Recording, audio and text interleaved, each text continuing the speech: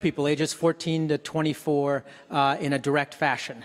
But this afternoon isn't about me. It's about the person to my left, June Montgomery Tabron. And since you all, I assume, can read and are comfortable reading, I'm not going to tell you anything about her bio except the one question I asked her before we came up here, which was, what's something that you'd want everyone to know about you that isn't necessarily in that bio or isn't explicated? And she said that one of the things that she feels best about is the Courageous Leader Award that she got in 2015 from the White Men as Full Diversity Partners program, which awards 2 to 3 awards per year to people who take courageous stands as leaders in their organizations to push forward on these issues of diversity, which I think is perfect to not only explain you, but also to lead into our conversation this afternoon, because it took courage for the Kellogg Foundation to take this leadership view and leadership perspective on a racial equity lens in everything that you did. And we're going to talk about that for a while and then have some questions at the end so that the audience can also be part of this.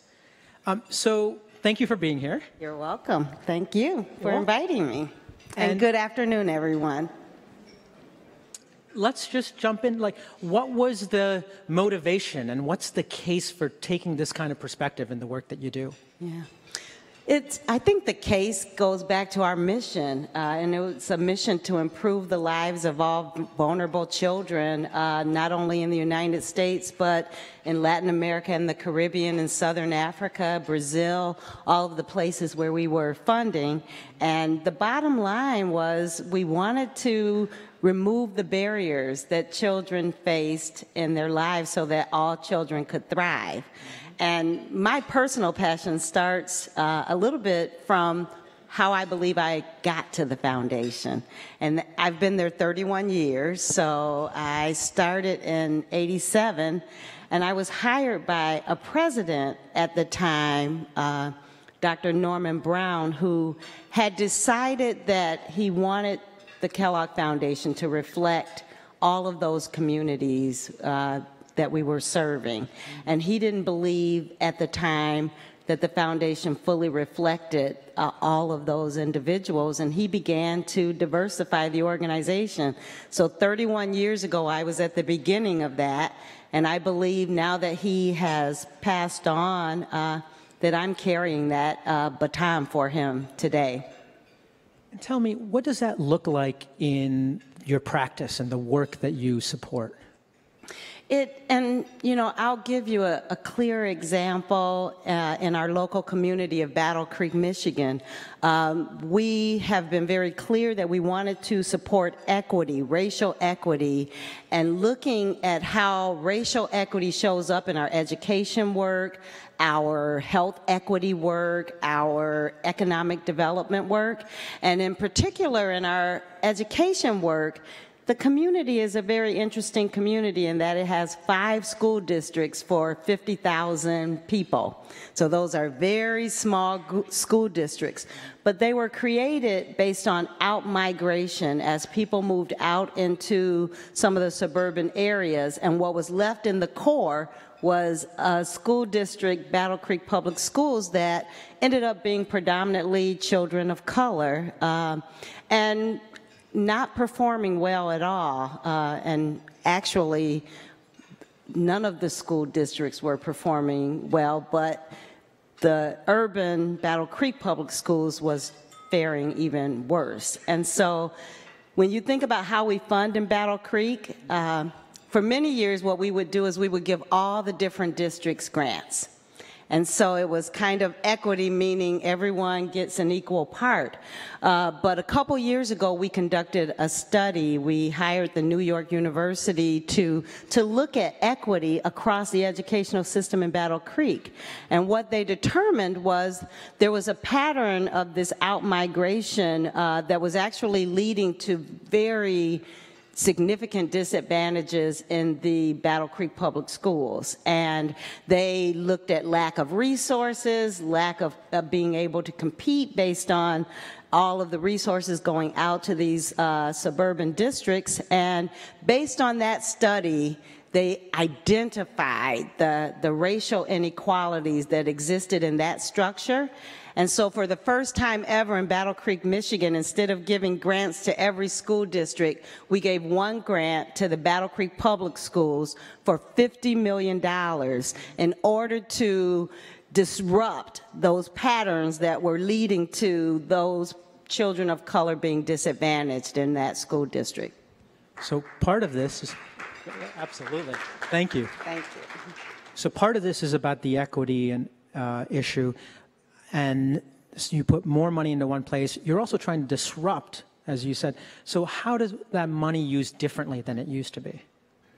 It was used very strategically. So the first thing that we did was we looked at the leadership, because we know leadership is critical, and that's one of our we call it our DNA, but the way the Kellogg Foundation looks at any investment opportunity is we look through a lens of racial equity, of leadership, and of community engagement. And in this case, this grant reflected all three of our DNA, but we wanted the leadership in the school district to be a part of this. And then we actually worked with the school district and everything we know about education from all of our funding across the United States. We wanted every best practice possible to be a part of this transformation. We called it a transformation because what we know is you can't just do a silver bullet activity here or a program here. It needs to be comprehensive, and you must make sure that very many aspects are taken care of. So we funded teacher quality. We put teacher coaches in every classroom. We provided resources for the school district to actually compete in its recruitment of teachers. In the past, because it was a very low-resource school district, they could never hire teachers until count day, basically. And then they would get the teachers that were left. Because of these resources, they actually were able to recruit in the April time span when everyone else in all the other districts were recruiting, so they could recruit high-quality teachers. The teachers were given coaches. We created communities of practice. They changed the curriculum to Common Core standards. They hadn't changed their math curriculum in decades. They never had the resources, and the way the teachers would even try on their own would be to just go to the internet and piece together curriculum. And what we wanted was them to have the best quality curriculum there, and so that needed funding. How'd you bring the 4 other districts that didn't get the $50 million along? Yes. So this is a very interesting story. You don't just do this kind of work without really attending to the entire community. And so even before the year of this particular investment, we had started working in the community at least a decade on issues of racial equity. And we actually hired the organization White Men as Full Diversity Partners to come to Battle Creek and host dialogues around equity with all of the CEOs and leaders in the community. And so we were building this platform and an environment, as we call it, that could embrace this concept.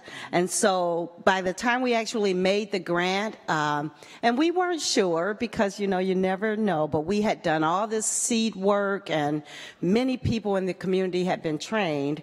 And so when the grant was made, we thought the other districts would be really upset. But instead, because of this grant and the work that we did, the other 4 districts' boards met for the first time ever together and said, we have been complicit in this structural racist education system, and we no longer want to be a part of it. And so the other 4 districts actually came together and talked about how they could manage choice better so that all school districts, including the Battle Creek Public School District, would fare well in this system. One of the main things that disrupts an urban system, not just Battle Creek, what we're finding is across the country, is they can't predict enrollment. And enrollment in the choice process becomes very unstable. And so each year they struggle. And part of the grant that we gave them was, you need a strategy about enrollment. And for the first time, they said, as they traced back the patterns, the best way to guarantee enrollment is to ensure that your kindergartners are secure and having an experience that can be replicated. And so what part of our grant was to fund a summer kindergarten, pre-kindergarten. And they invited a core group of community members to participate in that. And they stabilized enrollment for the first time in about 5 or 10 years. So it sounds like there's at least two things at play here. Number one is it took you 10 years before you even made the gift. So there's a lot of upfront investment. Absolutely. And then the second is your assumption of no silver bullet, that you have to make a very comprehensive set of investments. Exactly. So let me move now to something that Kellogg is also famous for, which is measurement. Okay, so you're trying to break down the systemic barriers. How do you even start to get at measuring and knowing whether you're successful at this?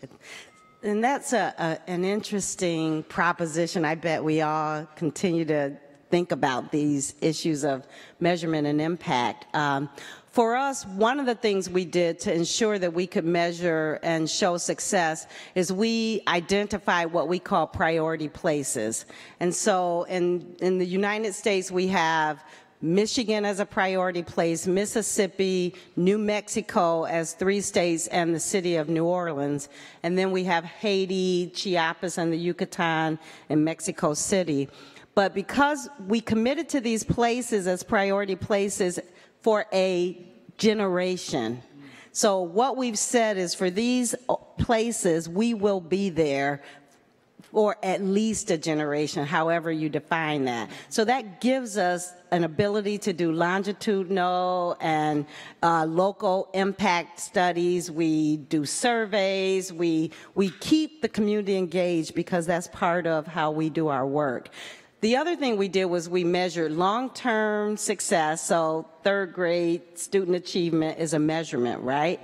But when you make a grant in year 1, you're not going to see that change in year 2 or 3. It's going to take a while for the transformation. So we also created what we call progress indicators. And they were built based on the strategies and how we thought the school fared. Enrollment was one of them. So we measure enrollment every year.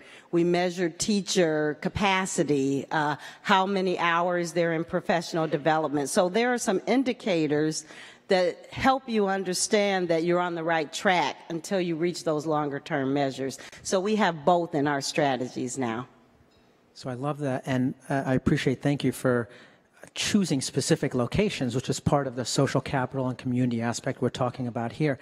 Tell me, because everyone has to make those kinds of decisions probably in this audience, how do you go about choosing where to invest and, as a function of that, where not to invest? Yeah. So our priority places were chosen based on relationships that we had, because we do believe fundamentally that when you're doing place-based work, you have to have a level of trust and credibility. And so we chose those because we had decades of grant making in those places prior to those communities. And so there was some strategy. We didn't just plop into a place. We had relationships and partnerships, and we built on those relationships. But we also fund across the globe. We do still, about 50% of our funding goes to these priority places, and the other 50% is nationwide. And we pick those investments really through relationship building, and we receive proposals over the transom, and we receive proposals every day. We don't do a lot of RFPs where we say what you should be doing. We receive proposals where you tell us what your inspirations and innovations are, and we pursue those and we fund those and build relationships. So what can you tell? What are the lessons that you're learning? What are the mistakes that you want everyone to know so they don't make it themselves? Yeah. The one thing I would say is working in this space around racial equity is very difficult. And we're dealing with, centuries of a mindset that had a different belief around human value. And we understand that. It's been a journey for us internally as well as in our funding. So one thing I would tell you is please make sure that you're taking the journey yourself as you are doing this work externally. So at the Kellogg Foundation, our board, our staff, we all go through training. None of us are experts in this field. We take unconscious bias training. Our board has taken every training that the staff takes, the board takes. And so it's been a learning journey, and the first thing is to acknowledge that we're not perfect, it's a journey. I think the other thing is to find partners. There are many good organizations out there that can help along this learning journey. And the other thing is you have to have dialogue. It's all about building relationships. And we have an entire body of work. We call it our Truth, Racial Healing, and Transformation. We call it the enterprise. But what we actually do is we fund communities to have these difficult dialogues through processes that we've perfected over decades around healing circles and practices that we've learned from our grantees, and now we're funding these conversations all over the country, and they're making a difference. And this information is available? It's available on our website, wkkf.org. There's the entire description of that particular body of work. There's an implementation guide for communities to take this on with or without funding. And there's a communication guide, a conversation guide for two individuals to just sit down and get to know one another a little bit better. Before we move to questions, you've used an example domestically. I know there's a lot of people who come from outside of the U.S. Can you give us an example of Haiti, Brazil, something that you've done? Oh my goodness, I could talk all evening. There are two examples. The work that we've done in Brazil, I'm just so proud of. I was just in Brazil about 3 weeks ago, and when we were in Brazil, one of the things, we had an office there for many years, and as we were leaving and closing our office, we wanted to support work that was just bubbling up in Brazil, and that was their work around racial equity. And so about a decade ago, we funded a new organization in Brazil called the Baobab Fund. And we actually made a $25 million matching gift to Baobab, because what we said is in order for them to build credibility in the racial equity space, it needed to be owned more locally, and it didn't need to be a Kellogg-only initiative. So the matching gift actually encouraged local givers to join in this effort.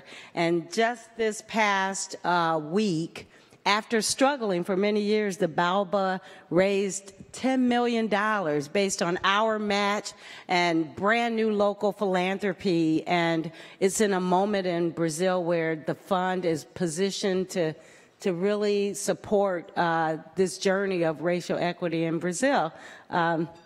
Haiti, the work is going on. We just signed a memorandum of understanding with the State University of New York as our partner, and we are going into a community akaye, and because of the community engagement, they are building a community center based on the needs of the people, based on their articulation of those needs, and same thing, creating equity and engagement in Haiti.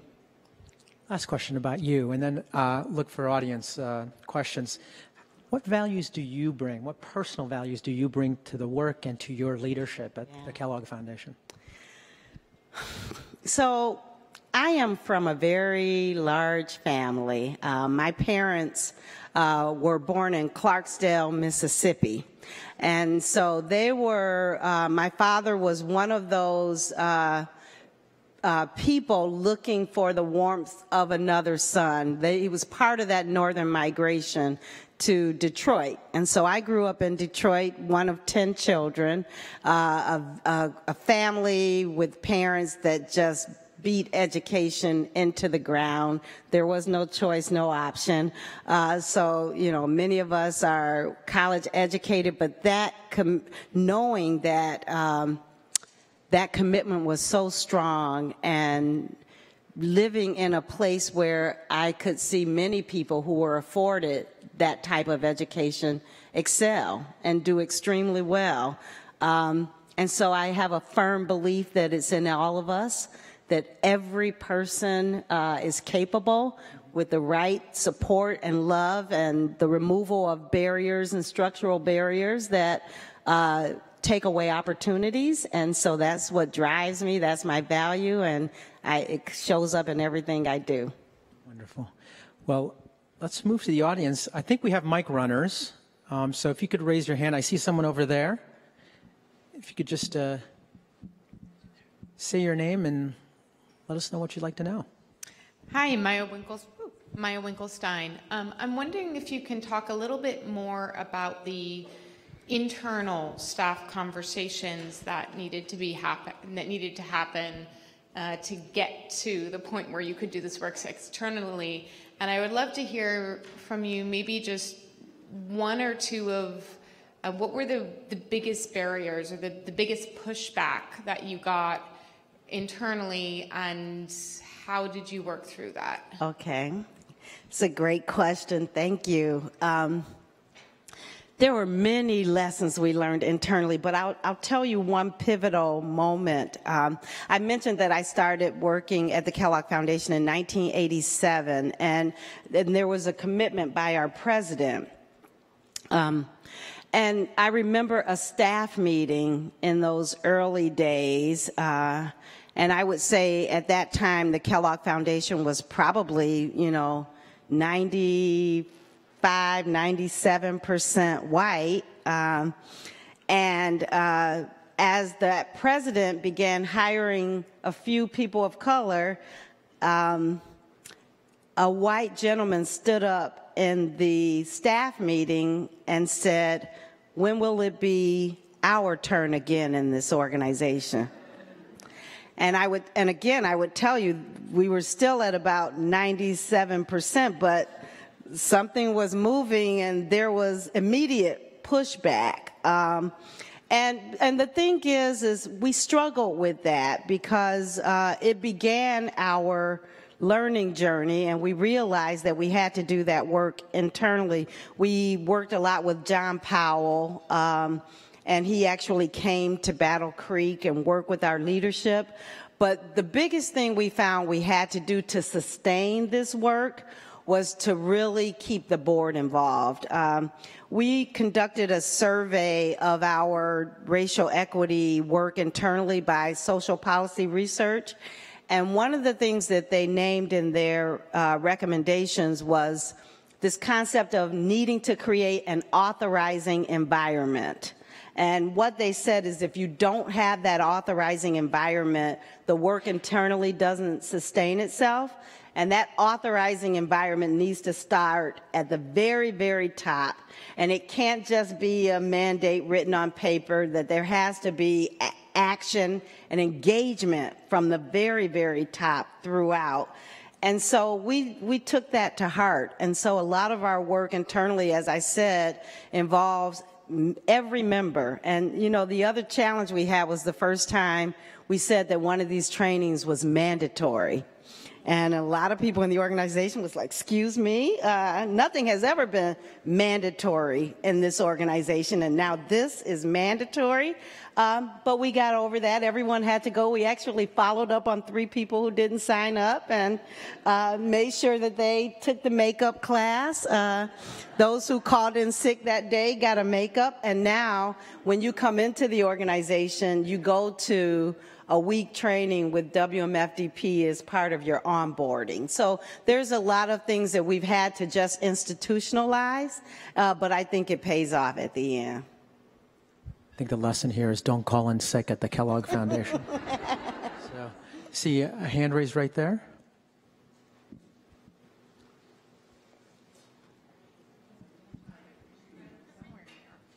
Oh, thanks.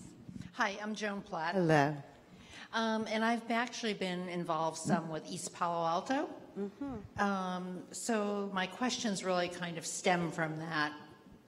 You commented that you commit to a generation of work in an area. And when I look at East Palo Alto, over the last, say, 25 years that I'm aware, or 30, the changing demographics in the area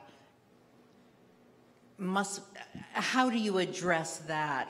And I think the other part of it for me is when you talk about racial equity, where does poverty come into your discussions? If you don't mind, just because not everyone may know the context, you say the changing demographics of East Palo Alto. Could you just give a sentence more about that so everyone understands?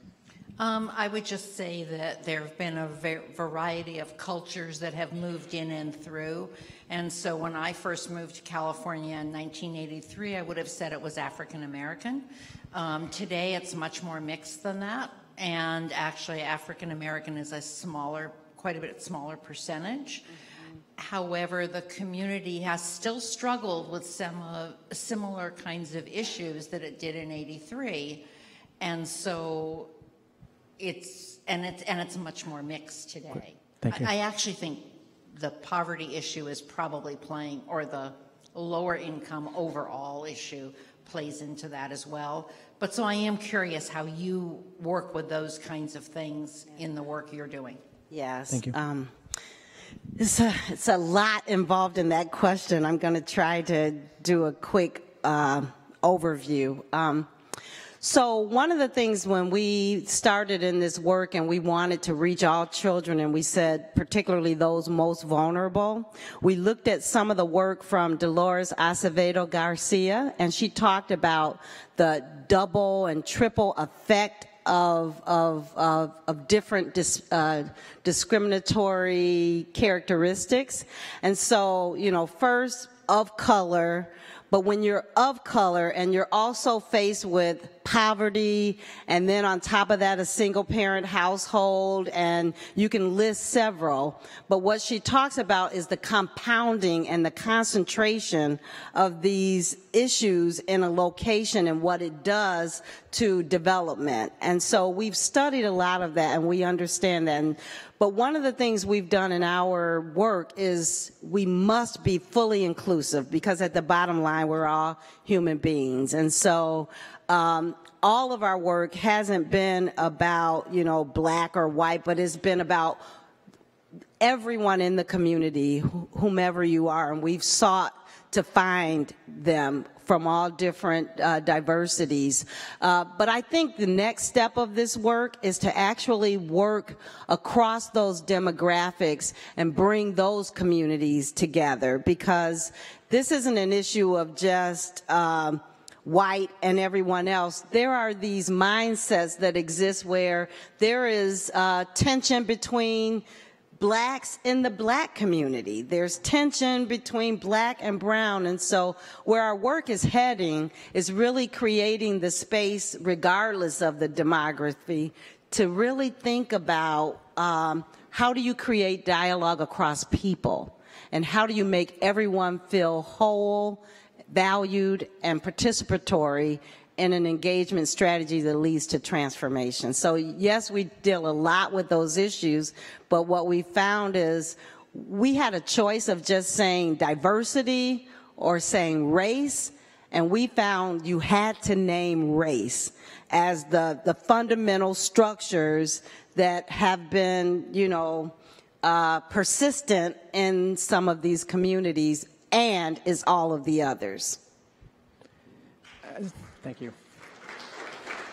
As we discussed before we got on here, I'm on the board of the Meyer Foundation in Washington, D.C., which is taking the same steps that you took, and having worked in urban areas in many different cities.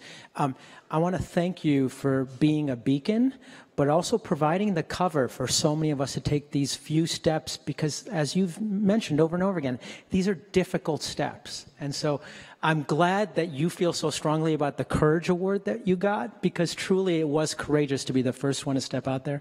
On behalf of all of us, thank you for your time and the work you're doing. Thank you all.